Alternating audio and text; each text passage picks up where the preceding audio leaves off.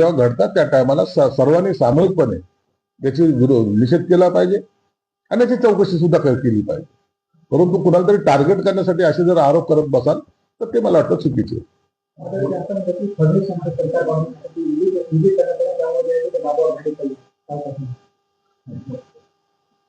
आता उद्धव ठाकरे साहेब जेव्हा त्या वर्षामध्ये होते त्या ठिकाणी फार काही लिंबू वगैरे वगैरे निघाले म्हणतात, काळा जादू केल्याचे म्हणतात. आता उद्धव साहेब गेले, मग शिंदे साहेब आले, तेव्हाही म्हणतात ते काळा जादू केली. आता देवेंद्र फडणवीस आलेत.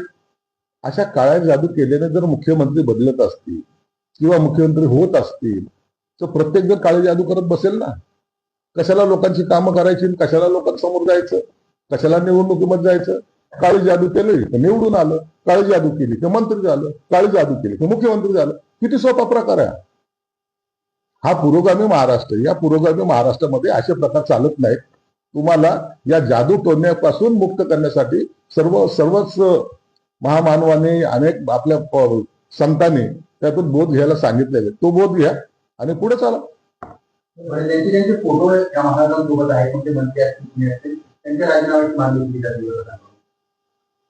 आता या विरोधकांचे नको बरोबर फोटो आहेत. आता हे काढत बसायचं का? हा धंदा उरलाय आम्हाला. जो सत्तेत असतो त्याच्याबरोबर फोटो काढायला हजारो लोक असतात. देवेंद्र फडणवीस साहेबांबरोबर किती लोक रोज फोटो काढतात, एकनाथ शिंदे साहेबांबरोबर किती काढतात. अहो आमच्यासारख्या साध्या माणसाबरोबर किती लोक फोटो काढतात. फोटोवर राजकारण चालत नसतं. फोटो हे प्रत्येकाला वाटतं की एखादा आपण ज्याला आदर्श मानतो किंवा एखादा मोठा नेता असेल त्याच्यावर आपला फोटो असला पाहिजे. काय गैर त्याच्यात? आणि फोटोमुळे जर राजकारण सोडावं लागलं तर मग बुरखे घालून मात्राला फिरावं लागेल.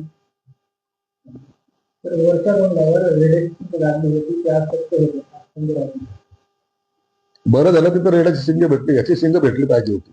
काय आरोप करताना काही विचार तरी करत जा. संजय राऊतला तिथं ठेवलं पाहिजे होतं. हाच मोठा जादूगर आहे ज्यांनी उद्धव साहेबांची सत्ता पलटून टाकली, पक्ष बुडवून टाकला. म्हणून अशा जादू टोण्यावर काही चालत नसतं. हे सरकार आहे, हे घटनेच्या धोरणानुसार चालतं.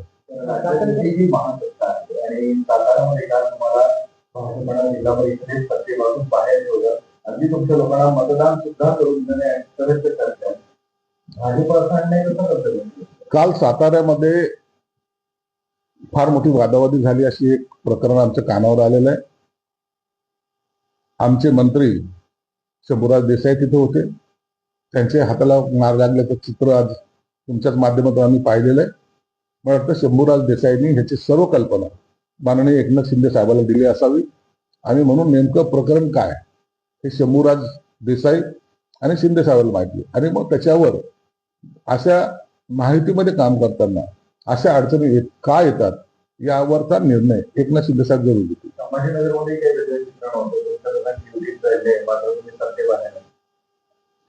या सगळ्या बाबी शिंदे साहेबांच्या कानावर गेलेल्या आहेत. शिंदे साहेब निश्चितच याच्यावर काय निर्णय घ्यायचा किंवा काय कुणाला समज द्यायची नाही द्यायची याचा निर्णय शिंदे साहेब घेतील.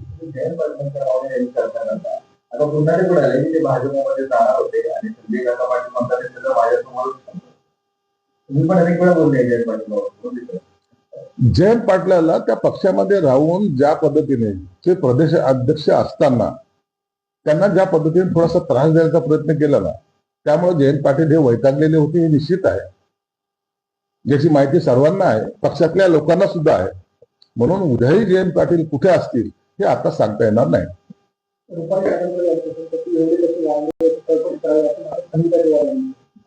आता हे प्रत्येक जण एखाद्यावर आरोप झाल्यानंतर प्रत्येक जण मागणी करते आणि आता चौकशीच्या भोवऱ्यामध्ये ते सर्वजण असताना त्याची सर्व माहिती काही दिवसानंतर लोकांसमोर येईल.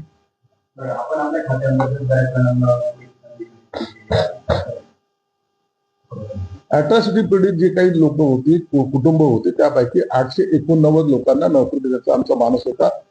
कॅबिनेटमध्ये त्याला मंजुरी झाली आणि काल आम्ही जवळपास 98 ते 100 लोकांना जो त्या विभागातले आहेत, जवळचे आहेत, म्हणून त्यांना त्या मुख्यमंत्र्यांच्या हस्ते 10 लोकांना आम्ही नोकरीमध्ये सामावून घ्यायचं त्या पत्र दिलं. ते गेल्यानंतर बाकीचे नाही दिले. आता हेच नागपूर आणि संभाजीनगर या ठिकाणी सुद्धा इतरचे जे पीडित आहेत त्यांनाही त्या नोकरीचं अपॉइंटमेंट लेटर दिलं जाणार आहे. या जरी आणि तुम्हाला खात्याच्या संदर्भातला समोर आणला मुख्यमंत्र्यांच्या नावानं घरकुल योजनेसाठी अर्ज केले गेले आणि खूप मोठ्या प्रमाणावरती घरकुलात बोगसगिरी झाल्याचा त्यांचा आरोप आहे. आपलं खातं या आरोपाबद्दल आपली काय? हे बघा, माझ्या खात्यातर्फे रमाई आवास योजनेला निधी हा वितरित केला जातो. निधी वितरित केल्यानंतर त्याच्या संदर्भामध्ये जी काही प्रक्रिया ज्याला म्हणतायत, मग ते कॉर्पोरेशन क्षेत्रातले असेल, ते ग्रामीण क्षेत्रातील असेल, ते डॉक्युमेंट्स व्हेरीफाय करायचं काम त्या एजन्सीने करायचं. म्हणजे कॉर्पोरेशनने करायचंय. जे लाभार्थी ते कॉर्पोरेशनकडे अर्ज करतात, जिल्हा परिषदकडे अर्ज करतात. ते व्हेरीफाय केल्यानंतर जे सिलेक्ट होतात त्याला आमचा निधी जो आम्ही त्यांना दिलेला असतो ते त्यांच्या मार्फत ते वितरित होतो. म्हणून तिथं काय जर बोगसगिरी झाली असेल, काही चुकीचे जर काही कोणी भरले असेल, अर्ज भरले असेल, तर त्याचे सर्व निपटारा करण्याची जबाबदारी त्या एजन्सीची म्हणजेच कॉर्पोरेशन आणि जिल्हा परिषदची असते. असे जर गैरप्रकार आढळले तर निश्चितच त्यांच्यावर कारवाई सुद्धा केली जाईल. नाही, आमच्या खात्यातर्फे आम्ही फक्त निधी वितरित करतो, आम्ही निधी देतो. त्या फसवणूक जरी आमची होणार होती ते याच्या संदर्भामध्ये आम्ही त्यांना निश्चित त्यांच्या काय म्हणणं आहे त्याची मागणी, त्यांचं म्हणणं आमच्यासमोर मांडायला त्यांना भाग पाडू.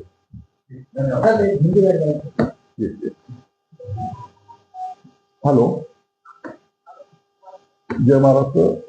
ईद मुबारक तुमको, तुम्हारे को ईद मुबारक. समझ गया. मैं क्या बोल रहा था, जैकवर के गाने का क्या अपने को जा सकते? हाँ,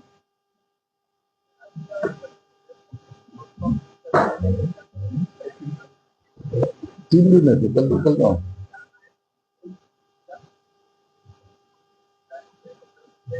फिर कल का प्लान करो, कल जाएंगे अपन देखते पाए. हो,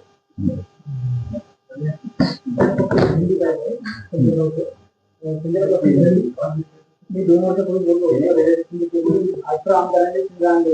आज सुद्धा 2 वर्षापूर्वी 20 फूट खड्डा खोदला रेडिएशन. देखिए, संजय राउत ने जो कहा है कि वो होगा 20 फुट खोदो तो तुमको वो मिलेगा और 50 फुट खोदेंगे तो पानी लगेगा. ऐसे बेवकूफ वाली बातें संजय राउत ही कर सकता है. और ये जादू टोना पे कोई देश नहीं चलता. अगर जादू टोना से ही सब मंत्री बदलते, मुख्यमंत्री बदलते, तो लोग यही करते बैठते थे. इसलिए ये जादू टोना को ये समर्थन कर रहा है. इसलिए सबसे बड़ा गुनहगार ये है. और ऐसी कोई भी बातें हमारे महाराष्ट्र के जो पुरोगामी महाराष्ट्र कहला जाता है उसमें ऐसी बातें कभी होती नहीं.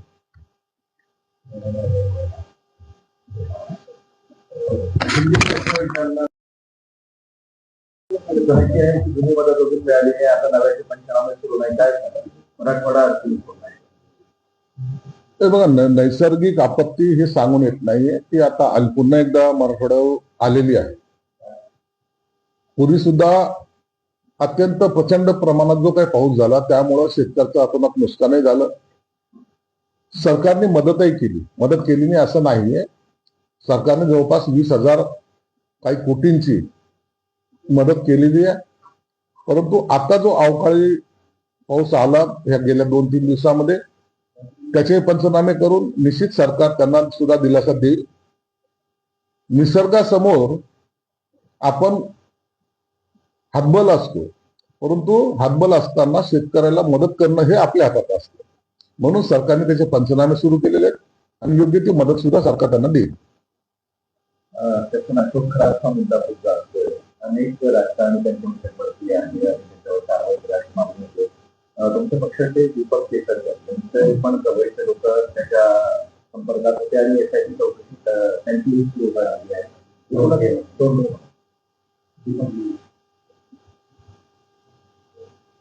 खराब प्रकरण हे महाराष्ट्रभर गाजते. एक तुम्हाला निश्चित सांगतो की आम्ही राजकारणामध्ये अनेक लोक आहेत, अनेक लोक असतात. अनेक वेळेला अनेकांशी संपर्कही येतो. नेमकं येणाऱ्या माणसाच्या मनात काय हे कधी सांगता येत नाही, किंवा तो काय उद्योग करतो ह्याची पूर्वकल्पना कधीही नसते. आणि असून जर कोणी त्याला जर साथ देत असेल तर तो गुन्हा आहे. तसा जर गुन्हा कुणाकडून घडला असेल तर निश्चित त्याची सुद्धा चौकशी झाली पाहिजे. परंतु हे प्रकरण एवढं गंभीर आहे, याच्या खोलात जाऊन आता तुम्ही जे काही व्हिडिओ पाहतात, अनेक व्हिडिओ जेव्हा येत आहेत त्या टायमाला निष्ठेचा कळस ज्याला म्हणतात तो आपल्या नजरेस येतो. म्हणून एखाद्यावर श्रद्धा ठेवणे किंवा एखाद्याला मानणं आणि त्याचा असा गैरफायदा घेणं हे अत्यंत त्याला काय शब्द त्याला सुचत नाही, परंतु हे खेदजनकच आहे आणि अत्यंत किळसवान आहे. म्हणून असे धर्माच्या नावावर किंवा ज्योतिषाच्या नावावर किंवा भोंदगिरीच्या नावावर असा जो काही प्रकार झालेला आहे तो या महाराष्ट्राला कलंक, यावर अत्यंत कठोरपणे कारवाई केली पाहिजे. आता तुम्ही विशेष प्रयत्न असं नसतं काय, एखाद्या वेळेला एखाद्याला थोडी बहुत मदत करणं हा भाग वेगळा आहे, परंतु हा मदतीचा जर गैरवापर जर कोणी घेतला असेल तर मात्र त्याचं चुकीचं झालेलं आहे. एक भावनेच्या भरात एखाद्याला जो मदत करायचा प्रयत्न केला असेल तर ती भावना कुठपर्यंत असावी यालाही काही लिमिटेशन असलं पाहिजे.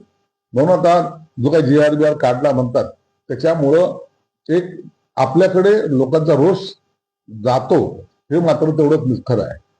की एखादा मुख्यमंत्री ज्यावेळेस एखाद्या व्यक्तीला किंवा एखाद्या महाराजांना भेटायला जातो त्यावेळेस एक यंत्रणा असते की ती त्या सगळी चौकशी करते, अशा बाबी जाणं योग्य आहे काय योग्य अशा प्रकारची भूमिका बनते. एकनाथ शिंदे मुख्यमंत्री असताना तिथं पोहोचल्याचा आरोप केला जातो. अनेक नेते त्या ठिकाणी पोहोचले त्यांच्या.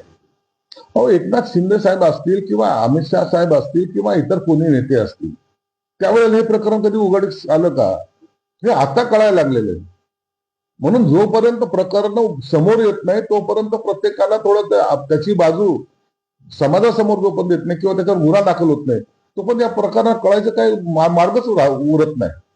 म्हणून हे अंधारातले प्रकार जेव्हा उजेडात येतात त्या टायमाला आपण आपल्याकडून सुद्धा आपण चुकीच्या माणसाला भेटलो त्याचा पश्चाताप आम्हालाही होतो.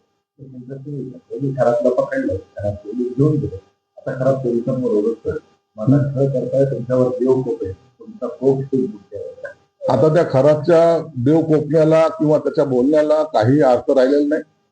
जेव्हा अनेकांच्या तक्रारी आता प्राप्त होतील, मला वाटतं खराचा रामराम झाल्याशिवाय राहणार नाही. अनेक वर्ष त्याला तुरुंगात काढावं लागतील अशी एकंदर परिस्थिती आहे.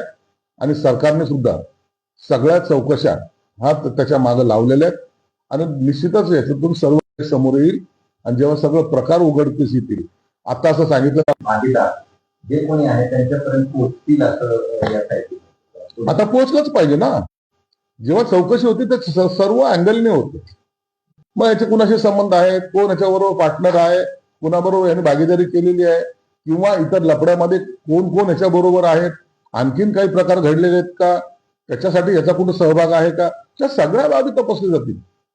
एक फक्त त्याच्या गुन्ह्यापुरतं नाही तर त्यांनी इतरांना काही सहकार्य केलं का किंवा इतरांनी त्याला काही सहकार्य केलं का, या सगळ्या बाबीचा उलगडा या चौकशीमध्ये निश्चित होईल. लोक का जातात हे बघा, राजकीय लोकांचं तुम्ही एक सांगतो, आम्ही सप्ताहाला जातो, आम्ही मंदिराला जातो, आम्ही प्रत्येक ठिकाणी जातो आणि कार्यकर्त्यांचा आग्रही असतो. आणि अशा वेळेला एखाद्या चांगल्या भावनेने जर गेलो आणि तिथं जर काही एखादं चुकीचं काही घडलं तर त्याचा दोष असा डायरेक्टली तुम्हाला देता येणार नाही.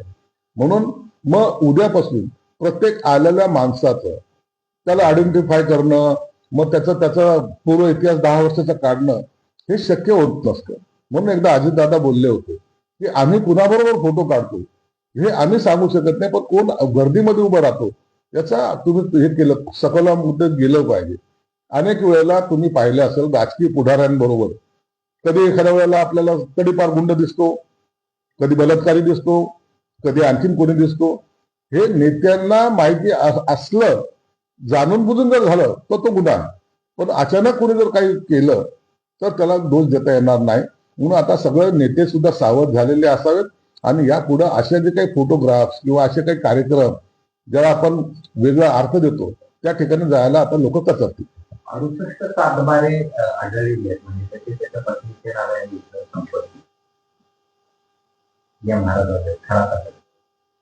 आता महाराज लोक एवढे श्रीमंत असतील माझी कल्पना नव्हती, परंतु हे भयानकच आहे. तुम्ही या प्रकरणाला सिरियसली घ्या. 68 सातबारे आढळलेली आहेत, म्हणजे त्याच्या पत्नीचे नाव आहे संपत्ती या महाराजांचे खरा. आता महाराज लोक एवढे श्रीमंत असतील माझी कल्पना नव्हती, परंतु हे भयानकच आहे. तुम्ही या प्रकरणाला सिरियसली घ्या. जवळपास 500 कोटीच्या वरची प्रॉपर्टी एखाद्या महाराजाकडे सापडते. 38 सातबारे असतात.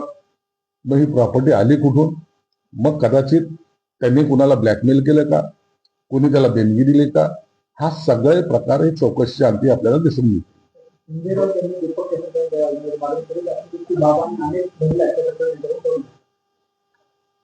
संजय राऊत बी त्याच्यात सामील असावं कदाचित. साईबाबाचा प्रसाद त्यांनी सुद्धा किती वेळा खाल्ला असेल त्यांना विचारायचा. तुमच्याकडे आणलेल्या बंगाली बाबाबद्दल विचारा ना, बोला ना कधीतरी. तो काळ्या ड्रेसवाला बंगाली बाबा कोण आहे? इतराला नावं ठेवण्यापेक्षा पहिलं आपल्या तिथं आजूबाजूला काय काय घडतंय त्याचे सुद्धा आम्ही फोटोग्राफ घेऊ शकतो. म्हणून एखाद्याला टार्गेट करणं सोपं आहे.